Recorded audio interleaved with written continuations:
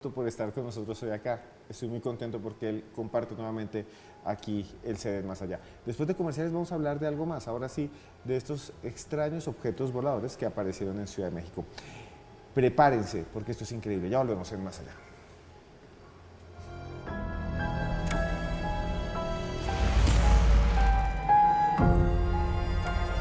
Monumentos ovnis, algunas iglesias dedicadas a la Santa Muerte. En este último bloque de entrevista, Esteban Cruz va a hablar sobre estas historias con los escritores de México Bizarro.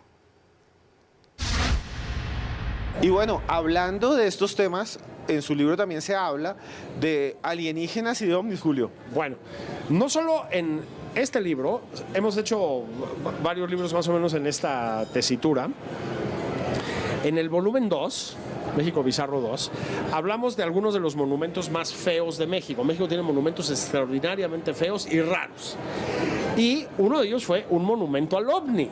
Ya lo quitaron, pero tuvimos un monumento al ovni. Aparecían platillos voladores convertidos en estatua. Esto lo comento para que veas el grado de afición, fe, etcétera, que tenemos los mexicanos por los ovnis. Hay una figura que tú conoces, muy popular en México, en la televisión, también ahora en las redes sociales, que es Jaime Maussan. Que es fan de Joana Arenas. Cada vez que Joana Arenas pone algo, él la retuitea. Un saludo, Jaime, que ya ha estado con nosotros. Un abrazo a Jaime Maussan. Yo sí te admiro, Jaime. Sí. He ido a tus conferencias. Es lo máximo Jaime Maussan, ¿no? Y es el gran ufólogo mexicano. Tiene una cantidad de seguidores brutales. Pues fíjate, ahorita que decía de ese monumento lo pusieron en Tampico. Tampico es una ciudad costera del Golfo de México y dicen ahí la propia gente de Tampico que ahí debe haber o han aterrizado ovnis porque nunca, por todos los huracanes que hay en el Golfo y que han acabado con Nueva Orleans y Houston y Veracruz y todo, nunca pasa nada ahí en Tampico. Porque están protegidos por los ovnis. Exactamente, entonces son tienen la ovnis creencia buenos. y te lo dicen. Y había un monumento a los ovnis. Busquen Tampico ovnis y ahí les va a aparecer toda la historia de lo que la gente dice de Tampico. Luego tenemos otra, bueno, obviamente todas las culturas prehispánicas mexicanas, sobre todo los mayas, se asocia algo con extraterrestres, ¿no? Por ejemplo, el famoso astronauta de Palenque. Palenque es fue una de las grandes ciudades mayas, tiene unos templos maravillosos y en el templo de las inscripciones encontraron la tumba de un gobernante que se llamó Pacal. Entonces la lápida de Pacal parece que él está sentado como se sentaría un cosmonauta y que todo lo demás son los controles. Entonces hay toda una versión le llaman el astronauta de Palenque. Esa es una, ¿no? Y también está muy documentada. Obviamente los arqueólogos dicen que no, que son jeroglíficos normales, que no hay nada que ver, pero hay toda una corriente de que sí es el astronauta de Palenque. La ufología maya. Claro, la ufología maya desde luego. Claro.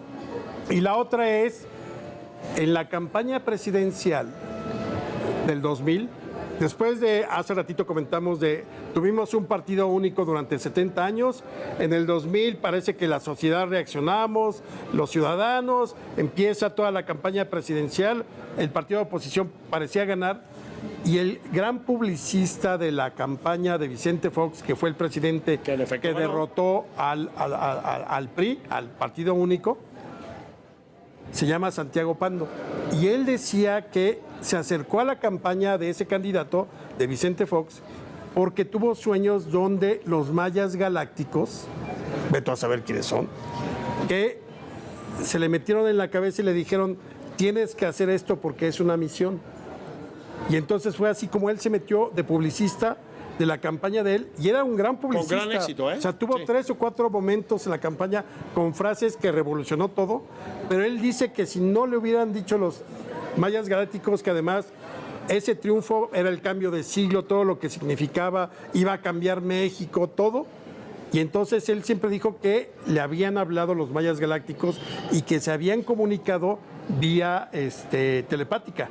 Busquen mayas galácticos. Sí.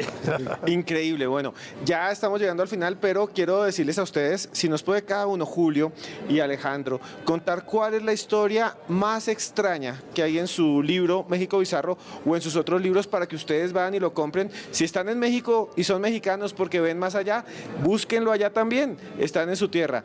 Julio, cuéntanos, ¿cuál es para usted la historia que paga el libro? Yo creo que, aparte de la de la paca, que a mí me parece sensacional, yo iría por los narcosatánicos. Y esa es totalmente real, ¿eh? Pues una banda del narcotráfico mexicano, del crimen organizado, que efectivamente practicaban sacrificios humanos, se comían pedazos de las personas sacrificadas, usaban huesos como collares y etcétera, etcétera, etcétera, con base en los principios de la santería, porque el líder, Constanzo, era cubano y hijo de una conocida santera en aquel país. Terminó la historia de los narcosatánicos, como se les llama, en una masacre, los machacó la policía. Es decir, es una historia de nota roja, pero es una historia de nota roja conectada con este tipo de creencias. Es increíble. O sea, Adolfo de Jesús Constanzo, que murió al final en Ciudad de México. En Ciudad de México. Y que además le pidió a uno de sus lugartenientes que le metiera un tiro. Sí. No cayó abatido por la policía, sino le dijo a uno de sus hombres, mátame. Y tenía tal influencia sobre sus hombres que su lugarteniente lo mata y luego el lugarteniente se suicida. Y para despistar a la policía, desde el departamento donde los tenían sitiados, empezó a arrojar por la ventana dólares. Entonces, eso hacía que la gente se acercara. Claro. No, es todo un caso, bueno, está muy documentado en muchos lugares. Pero hay historias. A mí, yo me quedo con la de la Santa Muerte. Yo creo que cuando menos unos 20 años empezó un culto por la Santa Muerte. Un culto que no está, desde luego, reconocido ni de chiste por la Iglesia Católica ni ninguna iglesia. Es un culto pagano, digamos, al que le rezan mucho, sobre todo los delincuentes. Y entonces, fíjate que fue el gran santuario de la Santa Muerte. Se encuentra en uno de los barrios más bravos de México. Y más antiguos. Y más antiguos que es Tepito. Durante toda la pandemia estuvo abierto siempre. Entonces la gente que quería poder ir a ver, hay peregrinaciones y todo.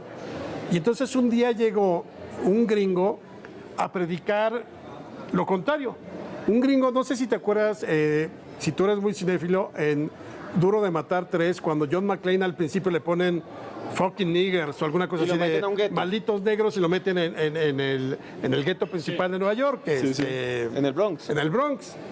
¿Se das cuenta? Este güey llegó, era un gringo así como medio loco. Yo creo que se había fumado hasta el bajo alfombra. Sí. Y entonces llegó a decir, no crean en la Santa Muerte, crean en la palabra de Cristo, la redención. Y se metió caminando por hasta que alguien de la Santa Muerte dijo, ¿sabes qué? Vete, porque si no ahorita van a sacar sus pistolas y te van a matar. La libró. Ese me parece que viene en Pandemia Bizarra. Pero el culto a la Santa Muerte está ahí y tú puedes comprar tu escultura grande, chica, puedes llevar ofrendas al altar de la Santa Muerte, que está abierto las 24 horas, los 365 días del año en Tepito.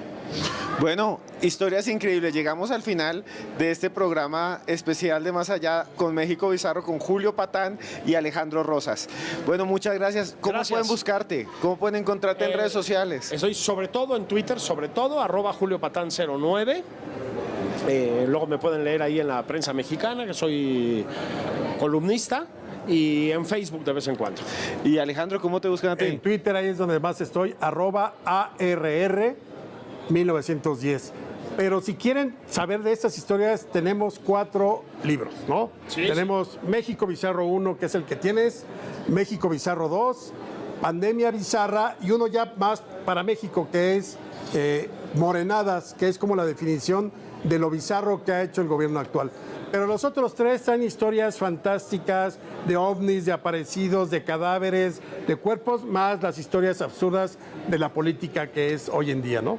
Bueno, muchas gracias. Aquí está, México Bizarro. Gracias a ustedes dos y nos vemos. Gracias. Bueno, una entrevista espectacular de nuestro director Esteban Cruz a estos autores de México Bizarro. Lalo, para finalizar, la conclusión de todas estas historias tan curiosas de su país. Pues bien interesante, sobre todo destacar que, por ejemplo, la actividad OVNI en México pues se está incrementando cada día más, no solamente en el área de Tampico, Tamaulipas, en donde se dice hay una ciudad intraoceánica llamada Amupac, y que desde 1966 las personas habitantes del lugar dicen que los extraterrestres los custodian, sino también la actividad que está presentando el Popocatépetl, y que cada vez que hay una actividad volcánica se abre un portal dimensional y aparecen los ovnis ahí. Entonces creo que los misterios de México van a seguir apareciendo con el transcurrir de los años, y afortunadamente vamos a tener, yo creo que más México Bizarro para rato, ¿no? Y podernos entretener y conocer todos estos sucesos extraños que suceden no solamente en mi país, sino en todas partes del mundo. Don Esteban, llegamos al final de este capítulo de Más Allá. Antes de eso quiero preguntarle, Lalo, ¿dónde lo consiguen a usted? ¿Cuáles son sus redes? ¿Cómo lo buscan? Gracias, Esteban. Me pueden encontrar a través de mi cuenta en Instagram, @lalo_escoto, en mi canal de YouTube, Eduardo Escoto Testigo Paranormal, y desde luego mi número de WhatsApp. Si usted tiene alguna evidencia paranormal que quiera compartir con un servidor, en el +57 318 697 3831, y vamos a compartirlas desde luego aquí con Más Allá.